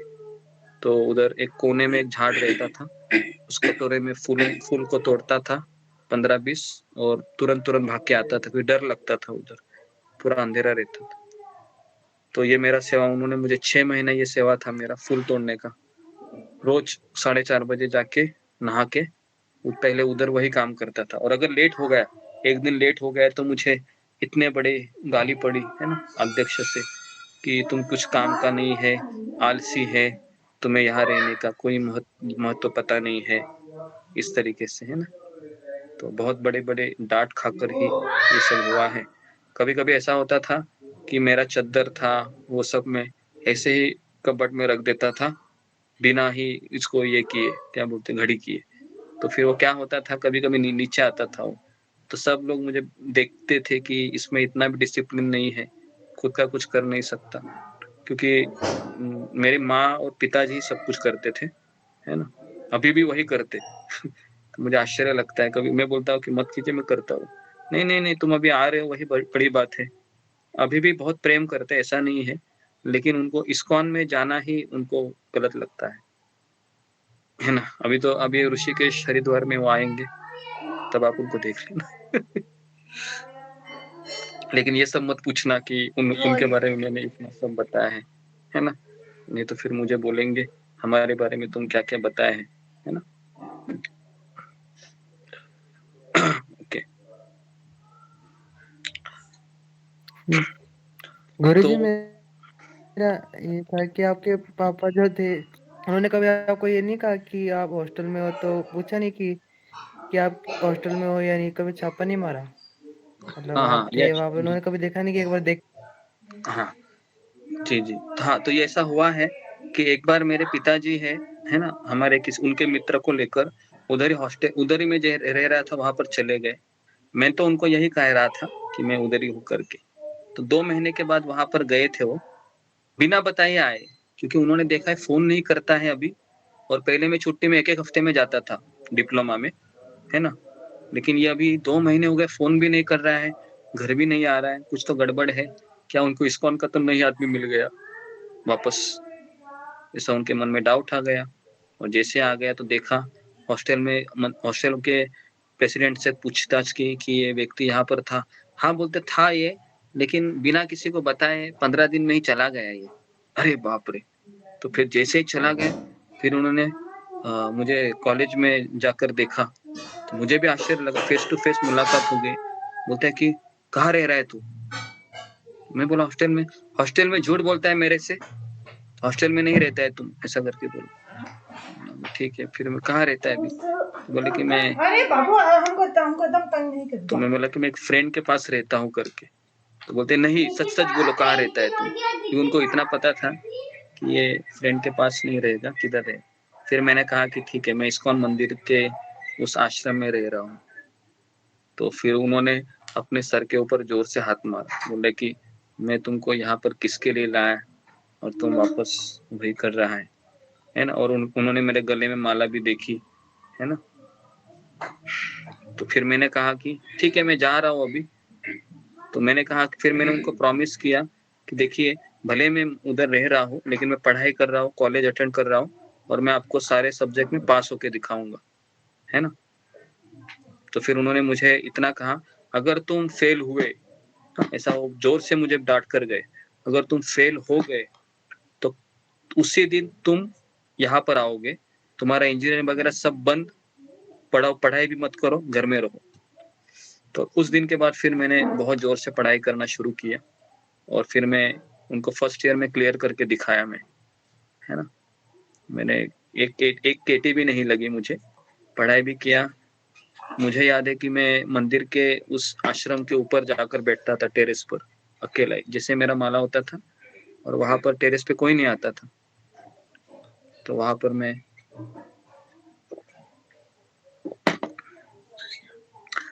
मैं अकेला ही पढ़ाई करता था। मुझे अभी भी वो दिन याद है। अभी मैं आपको बता रहा हूँ तो मुझे वो टेरेस याद आ रहा है, जो पुंडलिक नगर करके एरिया है, वो मुझे फ्लैट भी याद आ रहा है। 25 साल हो गए, अभी वहां पर कोई नहीं रहता, अभी वहां पर बेच दिया वो। तो वहां पर मैं जो 3 साल बिताए हैं, तो फिर वहां पर फिर मैं रह के मैंने पूरा मेरा इंजीनियरिंग कंप्लीट किया। जब मैंने फर्स्ट ईयर पास किया तो मेरे पिताजी ने कहा तुम उधर ही रहो अभी, है ना। फिर मुझे कोई प्रॉब्लम नहीं हुआ। वो 2000 रुपये मुझे देते थे उस समय, 1.5 से 2000 रुपया। 1000 रुपया किराया था आश्रम का, खाने पीने का, रहने का। 500 रुपये वो इधर उधर के लिए लगते थे। तो इस तरीके से फिर मैं वहां पर रहा, 3 साल रहा है। और वहां पर ही फिर मुझे कंठी माला पहनाया गया। कंठी माला पहनने की मेरी बहुत इच्छा थी, तुलसी माला। तो उन्होंने 1 साल के बाद जो मंदिर के जो अध्यक्ष है रोहिणी प्रिया प्रभु, तो उन्होंने अपने हाथों से कंठी माला पहना है। वो दिन मुझे बहुत अच्छे से याद है कि उन्होंने मुझे बहुत आशीर्वाद दिया, कहा कि है ना, कंठी माला पहनने का अर्थ बहुत बड़ा होता है, तो तुम अभी 16 माला करो करके, है ना। और उसी दिन फिर मैं 16 माला शुरू किया डायरेक्ट, और फिर वो 16 माला हमेशा चलता रहा, है ना, क्योंकि उन्होंने कहा था। और फिर उन्होंने मुझे कहा कि 3 साल के बाद तुम जहाज में काम करने के लिए जाना, माता पिता को 4-5 साल में पैसे कमा के दे देना और यहीं पर आ जाना परमानेंटली। तुम ब्रह्मचारी बनना, है ना, क्योंकि तुम बहुत अच्छा लड़का है, मेहनती है, देख रहा हूँ मैं। सारे बेस के बच्चे निकल गए थे आश्रम से, मैं अकेला ही रह रहा था। तो उन्होंने देखा कि डिटर्मिनेशन है इसमें, सुबह उठ रहा है, कॉलेज का काम भी कर रहा है ना। और जब छुट्टी आती थी ना संडे के दिन, तो फिर मैं वो झोली लेता था, तिलक लगाता था और मैंने सर भी मुंडवा लिया था, चोटी रखी थी, और फिर मैं वो भगवत गीता का बैग पैक करके मैं सुबह इनके साथ चला जाता था गीता बेचने के लिए। मुझे अभी भी याद है ना, टेरेस में लिफ्ट में जाता था और ऐसे ही भगवत गीता चाहिए क्या, तो कभी कभी भगवत गीता नहीं जाती थी, छोटी किताब लेके जाता था। तो ये मेरा सैटरडे संडे छुट्टी के दिन में यही काम करता था 3 साल, और मुझे उसमें इतना अच्छा लगता था, इतना अच्छा लगता था। एक कॉन्फिडेंस भी आया, ये जितना भी कॉन्फिडेंस आया है ये सब लोगों से इंटरेक्शन करके ही आया है। खास करके जब मैं किताब वितरण करने के लिए जाता था तो अलग अलग लोग मिलते थे, तो उनके अलग अलग विचार में सुनता था, किस तरह से बहाने बनाते थे, ये भी सब समझ में आया। तो दुनिया का असली रंग मुझे किताब वितरण से पता चला कि कैसे लोग तुरंत बोलते हैं ना, झूठ भी बोलते हैं ना, कहते हैं कि कोई नहीं करके चले जाओ करके, तो इस तरीके से। लेकिन जब एक किताब चली जाती थी तो मुझे इतना आनंद होता था। मैंने कहा कि कृष्ण, आप इसको पूरा ये किताब को है ना पढ़ाना इसको, और ये किसी है ना मंदिर में आ जाए करके। तो आपको पता है, मैंने एक सलून वाला है, मुझे याद है, उस सलून वाले को मैंने भक्त बनाया था उस 3 साल में। मैं उसके पास बाल काटने के लिए जाता था, और फिर मैंने कहा कि एक दिन कि क्यों नहीं आप हमारे केंद्र में आते हैं, और फिर वो आने लगा, उसने हाथ में माला भी ली, है ना। तो 3 साल में मुझे वो नाई याद है, सलून वाला, है ना, जो मैंने उसको भक्त बनाया था इस तरीके से। टाइम ज्यादा हो गया, ठीक है, और सुनना है आपको? जी थोड़ा सा और सुना दीजिए गुरु जी, अच्छा लग रहा है, थोड़ा और सुना दीजिए। बोलिए। ओके,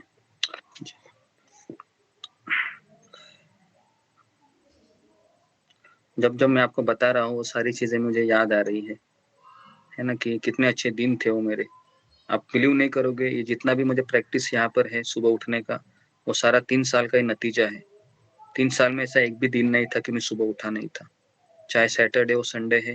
एक दिन मुझे मलेरिया हुआ था, जो मैंने आपको बताया था आश्रम में। मैंने मेरे माँ को फोन नहीं किया, पिताजी को भी फोन नहीं किया, और मेरा मलेरिया इतना हेवी था कि 102 डिग्री 103 डिग्री पे पहुंचा था, है ना। और मुझे अभी भी याद है कि उस समय जो मंदिर के लोगों ने मुझे उठाकर डॉक्टर के पास लेके गए थे, और कुछ डॉक्टर ने मेडिसिन भी दिए थे, इस्कॉन के डॉक्टर थे। और फिर जब मैं आश्रम में आया तो मुझे याद है कि उस समय एक क्या उनका नाम था, रास यात्रा प्रभु करके एक ब्रह्मचारी है ना, तो उन्होंने मुझे चम्मच से खिचड़ी खिलाई थी, क्योंकि मुझे तो कुछ पता ही नहीं चल रहा था 103 पे क्या हो रहा है मेरे साथ। तो चम्मच से खिचड़ी खिलाई थी, और उन्होंने मुझे गोली भी दी थी, और मुझे कहा था कि अच्छे से सो जाओ करके। तो मुझे इतना केयर अटेंशन मुझे कभी जिंदगी में मिला नहीं था, तो मैं बहुत ज़्यादा ही अट्रैक्ट हो गया इन लोगों से। मैंने कहा कि मुझे अभी घर भी नहीं चाहिए, और मुझे कोई नहीं चाहिए।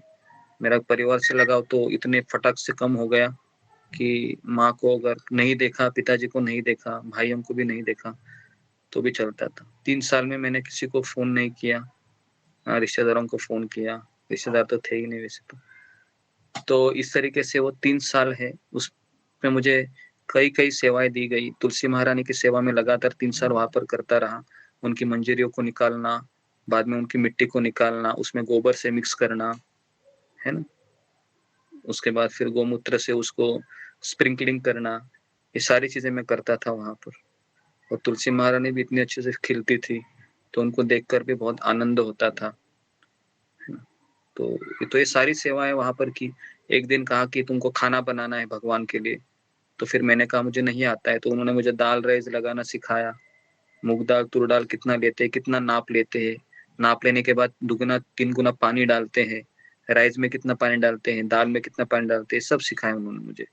पहले क्या डालना, तेल कैसे गर्म होता है, फिर राई डालते हैं, जीरा डालते हैं, फिर हींग डालते हैं, कड़ी पत्ता डालते हैं, फिर हल्दी डालते हैं, फिर सब्जियों को डालते हैं, फिर नमक डालते हैं। ये सब उन्होंने मुझे सिखाया है ना।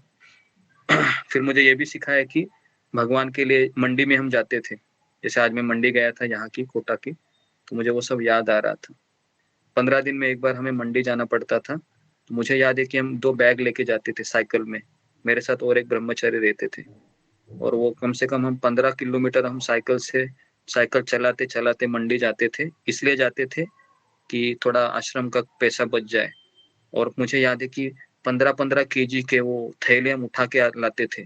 पूरा हाथ पेन होता था, मुझे अभी भी याद है। लेकिन हम जब आश्रम में आते थे, खुशी होती थी कि भगवान के लिए हम कुछ कर पा रहे हैं यहाँ पर। तो इस तरीके से वो मंडी में जाके हम, है ना, अलग अलग सब्जियों को देखना, अलग अलग सब्जियों को खरीदना, है ना। तो ये बहुत अच्छा वो अनुभव थे वो 3 साल, 2004, 2005, 2006। ये 3 साल भगवान ने मेरे खाते में जोड़ दिए थे कि मैं भक्तों के साथ रहूं फुल टाइम, है ना। फुल टाइम रहना अलग ही चीज होती है ना। उन्हीं के साथ बैठना, उन्हीं के साथ खाना, उन्हीं के साथ सोना। एक मच्छरदानी दी गई थी, उस मच्छरदानी में जाने के बाद ऐसा लगता था कि मैं कृष्ण के महल के भीतर प्रवेश किया वो भी। और बहुत अच्छे से सोता था मैं उसके भीतर। और फिर जैसे अलार्म बजता था तो पहले अगल बगल भी सब मच्छरदानी है, मैं देखता था कि सब उठा लिया। कभी कभी मुझे देर होता था तो मैं, आप बिलीव नहीं करोगे, 10 मिनट में मैं रेडी होता था। जाता था, तुरंत टॉवेल लेता था, अंदर जाके एक शॉवर लेके तुरंत फिर धोती कुर्ता पहन के तिलक लगा के रेडी होना पड़ता था, है ना। 10 मिनट में तुरंत। ठंडी के ठंडी नहीं देखती थी, गर्मी के समय गर्मी नहीं, कुछ नहीं होता था उस समय। तो एकदम अंदर से ऐसा जोश था कि करना ही है करके, है ना। तो शुरुआत के दिन बहुत मायने रखते हैं, और खास करके अगर ऐसे भक्त मिल जाए तो इतना सुंदर लगता है वो दिन कि ऐसे दिन तो जिंदगी में कभी आ नहीं सकते। और वो मेरा सबसे बुरा दिन था जिंदगी का, जब मेरा इंजीनियरिंग कंप्लीट हुआ 2006 में। और फिर मुझे मेरा रिजल्ट भी आया था उस समय। रिजल्ट में मुझे डिस्टिंक्शन अच्छे मार्क्स आए थे, 75% मार्क्स आए थे उस समय। तो मैं जैसे ही रोहिणी प्रिया प्रभु के पास गया था उस समय कि मेरा प्रभु जी, मेरा इंजीनियरिंग कंप्लीट हुआ है, तो अभी मुझे घर जाना होगा। मुझे घर जाने की बिल्कुल इच्छा नहीं है, बताइए मैं क्या करूं, मैं यही रहना चाहता हूँ। तो उन्होंने कहा नहीं, तुम यहाँ भी नहीं रह सकते, तुमने इंजीनियरिंग किया है, तुम्हें काम करना चाहिए। तो मैंने कहा मेरी बिल्कुल इच्छा नहीं है, मैं यहीं पर बहुत अच्छा हूँ, मैं चाहे तो 3 बजे उठूंगा, लेकिन आप मुझे यहीं पर रहने दीजिए। लेकिन उन्होंने कहा नहीं, तुम्हारे माता पिता की तुम्हारे से अपेक्षा है, तुमने इंजीनियरिंग कंप्लीट किया है, तुम कुछ करो। तो वो दिन मेरा सबसे ब्लैक डे हो सकता है। तो बहुत भारी हृदय से फिर मैं घर चला गया। 2006 मई की बात है। लेकिन जैसे मैं घर गया, मुझे वो घर वो बिल्कुल अच्छा नहीं लग रहा था, बिल्कुल नहीं। ऐसा लग रहा था माता पिता में बात कर रहे हैं, कोई अजनबी लोग बोल रहे हैं, ऐसा लगता था। और एकदम हैरेस होता था मुझे। 5 मिनट में मुझे ऐसा लगता था कि मैं कहाँ आ गया हूँ, कहाँ मेरा वो आश्रम है, कहाँ वो लोग हैं। लेकिन वो लोग मुझे नहीं ले रहे थे, क्योंकि उनका ऐसा कहना है कि कम से कम तो 3 साल काम करके आ जा। मैंने कहा कि ठीक है, 3 साल काम करना है। तो फिर मैंने कहा कि मेरे माता पिता को मैं घर में नहीं रह सकता हूँ, मुझे घर में रहने की आदत ही नहीं है, क्योंकि घर में सब टीवी लगाते थे, अजीब ही माहौल था। तो और पूरा मोहल्ले में सब लोग चिल्लाते थे, झगड़ा करते थे। तो मेरे लिए ये अजीब ही अनुभव हो रहा था। तो मैंने कहा कि मैं गोरेगांव बेस जा रहा हूँ, मुझे क्षमा कीजिए, मैं इधर नहीं रह सकता। तो मेरे माता पिता बहुत गुस्सा हो गए, कहा कि ये क्या हो रहा है करके। लेकिन मैं वहां पर रह नहीं सकता था। फिर मैं चला गया गोरेगांव बेस में। तो उन्होंने कहा हम तुमको पैसा नहीं देंगे। मैंने कहा चलेगा, पैसा भी मत चाहिए मुझे, मैं कुछ तो कर लूंगा। फिर मैंने कॉल सेंटर में काम किया वहां पे, है ना, क्योंकि मुझे जॉब ही नहीं मिल रहा था, वो भी एक प्रॉब्लम था। पास आउट होने के बाद जॉब नहीं मिलता है, बहुत कोशिश करने के बाद भी जॉब नहीं मिल रहा था। और अभी गोरेगांव बेस में गया तो वह बहुत बड़ा बंगला था, ऐसे ही था, और वहां पर 10-15 बच्चे रह रहे थे। तो मुझे वो सारे दिन याद आ गए वापस। मैंने कहा कि मैं मेरे घर आ गया करके, है ना। और फिर उन्होंने कहा कि पैसे चाहिए, तो फिर ठीक है मैं पैसे भी दे दूंगा। फिर मैंने नाइट शिफ्ट में कॉल सेंटर का काम शुरू किया मैंने। मेरा 7 बजे इवनिंग शिफ्ट रहता था, 7 से 2 बजे। मुझे अभी भी याद है कि मैं 2 बजे 2:30 बजे आकर भी मैं सोता नहीं था। मैं 5 बजे मंगल आरती करके जपा करके फिर सोता था मैं 7:30-7 बजे। तो इस तरीके से मैंने वहां पर 1 महीना ही काम किया कॉल सेंटर में। उसके बाद मुझे रिलायंस एनर्जी में जॉब लग गई भगवान की कृपा से। उस रिलायंस एनर्जी में तनख्वाह भी अच्छा था और डे शिफ्ट था और रिस्पेक्ट भी मिलता था। फिर मैंने कहा कि शायद भगवान ने मेरी सुन ली करके। तो अब तो माता पिता को भी मैंने बताया कि मुझे रिलायंस एनर्जी में जॉब लग गया, तो वो भी खुश हो गए बहुत कि चलो अच्छा है, तो अभी तो आ जा। मैंने कहा मैं अभी नहीं आ सकता हूँ। तो इस तरीके से फिर मैं कम से कम 1 साल में उधर रहा गोरेगांव बेस में। और फिर मुझे रोहिणी प्रभु का फोन आया जिसकी मैं तलाश कर रहा था। तो उन्होंने कहा कि कहाँ हो तुम? तो मैंने कहा कि मैं गोरेगांव बेस में रह रहा हूँ प्रभु जी, 1 साल हो गया मुझे। अच्छा, तो उन्होंने कहा कि तुम जहाज जाना चाहोगे? तो मैंने कहा कि हाँ, मैं कहीं पर भी जा सकता हूँ, आप जहाँ भेजेंगे मैं जाऊंगा। जहाज में बहुत अच्छे पैसे मिलते हैं। कम से कम एक भक्त है कृष्ण भक्त प्रभु, वो उस समय जहाज में काम करते थे, तो उनका 2.5 लाख रुपए सैलरी था और मेरा रिलायंस एनर्जी में उस समय 12,000 मिलते थे मुझे। तो मैंने कहा कि करूंगा, मैं कुछ भी करूंगा। तो उन्होंने कहा फिर एक कोर्स होता है। उस समय उस कोर्स की फीस 70,000 रुपए थी। तो मेरे पास पैसे नहीं थे। मैंने कहा मेरे पास इतने पैसे नहीं है। उन्होंने कहा कि मैं पैसे भरता हूँ, तुम 3 साल काम करो, मेरे पैसे लौटाओ और फिर आश्रम में आ जाओ। लेकिन मेरा मन नहीं मान रहा था कि मैं उनसे पैसे कैसे ले लूं ब्रह्मचारी से। तो मैंने कहा ठीक है, मैं कोर्स नहीं करूंगा, लेकिन कुछ बेसिक कोर्स करके फिर मैं कुछ एक्सपीरियंस गेन करने के लिए मैं ओएनजीसी के रिग पर चला गया। ओएनजीसी का एक रिग होता है पानी के भीतर, अकेला ही चला गया हेलीकॉप्टर से। और मैं ऐसे जगह रह रहा था जहां पर अनजान जगह, अनजान लोग, सब अनजान थे। ठीक है, समय ज्यादा हो गया है। तो वहां से फिर मेरा अलग ही लाइफ शुरू हो गया। वो ऐसा लाइफ था जो सबसे डेंजरस जोन में प्रवेश किया। उस समय मैं बहुत अकेला पड़ गया। 2007 से मैंने फिर रिग में गया। रिग के बाद फिर मैं जहाज के इंटरव्यू देने गया, पासपोर्ट निकाला, वीजा निकाला और फिर मुझे एक अमेरिकन कंपनी में जॉब मिला, 2009 में मिला। और 2009 से 2019 कोरोना के पहले बहुत सारी चीजें मेरे जीवन में हुई, है ना। उन जीवन की चीजों से मैं सीखते कृष्ण भावना को पकड़ते अकेला ही जी रहा था, है ना। उस समय कोई नहीं था मेरे साथ, केवल जो मैंने अनुभव लिए थे 3 साल में, वो अनुभवों को मैं रोज रात को मैं आंखें बंद करके देखता था कि मैं अभी उस आश्रम में गया हूँ, सारे लोग मेरे साथ ही सोए हैं, ऐसा मैं फील करता था। उन 3 साल को मैं हमेशा जहाज में याद करता था जब भी अकेला रहता था। फिर मैं उनको फोन भी करता था कि मैं यहाँ पर हूँ, मेरे लिए प्रार्थना कीजिए, इस तरीके से। तो आगे की चीज मैं आपको अगले संडे बताता हूँ, ठीक है। ओके, तो यहाँ पर मैं रुकता हूँ। ओके, हरे कृष्ण